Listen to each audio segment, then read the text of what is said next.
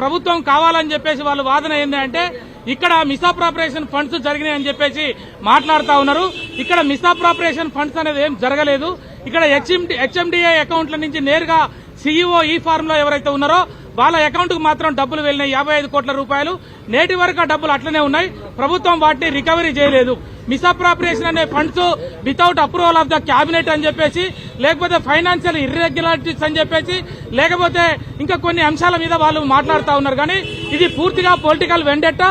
కేటీఆర్ ఇందులో లంచం ఇచ్చినోడు గాని లంచం తీసుకున్నోడు గాని లేకపోతే అక్కడ ప్లేస్ ఆఫ్ అఫెన్స్ లో దొరికిన అంశాలు లేవు. ఇది కేవలం ప్రతిపక్ష నాయకుల గొంతుల నొక్కటానికి, కేటీఆర్ గారికి ఉన్నటువంటి గౌరవాన్ని మార్కెట్ లో తక్కువ చేయడానికి ఇవాళ 3 సంవత్సరాలు గడిచిపోతున్నప్పటికీ కూడా ఈ ప్రభుత్వం మరి కొండం దవ్వి ఎలకను పట్టినట్టు ఇవాళ ఛార్జ్ షీట్ వేయడానికి ఎన్ని రోజులు పట్టింది? ఛార్జ్ షీట్ వేస్తే ఛార్జ్ షీట్ ఇవ్వాలి. మీరు ఏమైతే ఎవిడెన్స్ కలెక్ట్ చేశారో అవన్నీ కూడా ఇవ్వాలి. ఇచ్చిన తర్వాత విట్నెస్ లా తీసుకురావాలి. ఇవన్నీ కూడా కావాలనే దఫాలుగా ఈ కేసుని ప్రొలాంగ్ చేస్తూ పబ్లిక్ లో ప్రభుత్వానికి వ్యతిరేకంగా ఎప్పుడైతే ప్రజలలో వస్తుందో ఒక కేసును తీసుకురావాలని చెప్పేసి ఆ రోజు ఫార్ములా ఈ కేసే కాకుండా తర్వాత కాళేశ్వరం దాంట్లో మరి వాళ్ళని తీసుకొచ్చి సుప్రీంకోర్టు జడ్జి కమిషన్ వేశారు. ఆ కమిషన్ రిపోర్టు కూడా హైకోర్టు పక్కకు పెట్టింది. ఈ కేటీఆర్ గారి ఏసీబీ కేసులో కూడా హైకోర్టు ఇంటీరియం డైరెక్షన్ ఇచ్చింది. At this time should not take any constitution steps against the petitioner అని చెప్పింది. ఎందుకు అంటే వీళ్ళు వేసినటువంటి కేసులో వీళ్ళు ఏసీబీ అనేది అప్లికబుల్ కాదు అని చెప్పి ఆ రోజు మేము హైకోర్టులో ఆర్గ్యుమెంట్ చెప్పడం జరిగింది. అది నమ్మినందుకే హైకోర్టులో మరి ఇంటీరియం డైరెక్షన్ రావడం జరిగింది. ఇవాళ ఛార్జ్ షీట్ అయిపోయింది. తర్వాత ఛార్జ్ షీట్ తర్వాత డాక్యుమెంట్స్ ఇవ్వాలి. ఈ ఛార్జ్ షీట్ అన్ని చదివిన తర్వాత ఇక్కడ ఉన్నటువంటి న్యాయమూర్తి ఛార్జెస్ ఫ్రేమ్ చేస్తాడు. ఛార్జెస్ ఫ్రేమ్ చేసిన తర్వాత మరి విట్నెస్ లను కాల్ఫర్ చేయాలి. విట్నెస్లు వచ్చి వాళ్ళు చెప్పిన తర్వాత వాళ్ళని మీకు ట్రాక్ చేస్తాం. వాళ్ళ దగ్గర ఏం డాక్యుమెంట్స్ ఉన్నాయి, అవన్నీ నిజమైనయా తప్పుడు అనేది మేము తేలుస్తాం. ఆ రోజు తేల్చిన తర్వాత after hearing the both sides arguments అప్పుడు జడ్జిమెంట్ ఇస్తాడు. అప్పటి వరకు మాత్రం ఏం జరగదు అని చెప్పేసి హైకోర్టు ధర్మాసనం ఇచ్చింది. కాబట్టి ఈ రోజు మేము కాస్ట్ పిటిషన్ కూడా రేపు మూవ్ చేయబోతా ఉన్నాం. ఎప్పుడైతే ఇక్కడ ఛార్జెస్ ఫ్రేమ్ అవుతాయో ఆ ఛార్జెస్ ని మేము బేస్ చేసి హైకోర్టులో ఆర్గ్యుమెంట్ చెప్తే కాస్ట్ పిటిషన్ కనుక ఎలా అయిందనుకోండి మొత్తం ఏసీబీ కేసు కూడా డమాలు అంటది. ఈ కేసులో ఏమాత్రం కూడా వాస్తవాలు లేవు, డాక్యుమెంట్స్ లేవు. కేవలం ఇది పొలిటికల్ వెండెట్టా.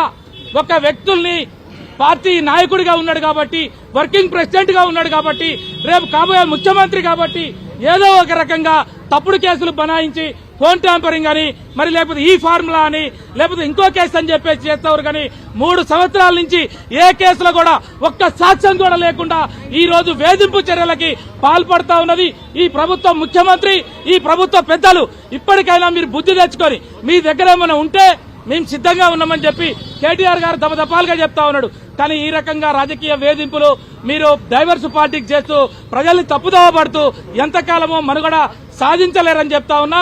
ఈ కేసు అట్టర్లీ ఫెయిల్యూర్ అవుతుంది. This case is untenable before the honourable ACB court as well as the high court.